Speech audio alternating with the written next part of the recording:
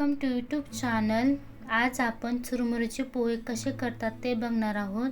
मी इथे चुरमुरे घेतले आहे आणि पाणी टाकले आहे आणि हातात सायने मिक्स करून घ्यायचं आहे आणि मी इथे एक ताटली घेतले आहे आणि पाण्यातून काढून घ्यायचं आहे आणि चुरमुरे पिळून घ्यायचं नाही, तसे चुरमुरे काढून घ्यायचं आहे। मी इथे कांदा, हिरवी मिरची, लसूण, जिरे, मोहरी, हळद, चवीनुसार मीठ, डाळव आणि भाजलेले सोले घ्यायचं आहे आणि मी तिथून मधून 2 भाग केले आहे।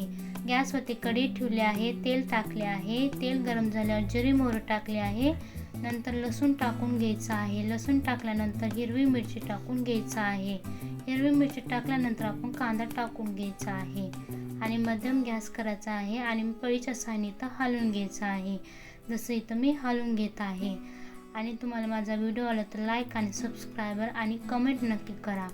आणि मी इथं लालसर कांदा तळून घेणार आहे आणि अशा प्रकारे तुम्ही हलवून घेतल्यानंतर मी इथं डाळवट टाकून घेत आहे आणि भाजलेली शेंगदाणे टाकून घेणार आहे आणि इथं हळद टाकायचं आहे आणि पळीच्या साहाय्याने इथं हलवून घ्यायचं आहे।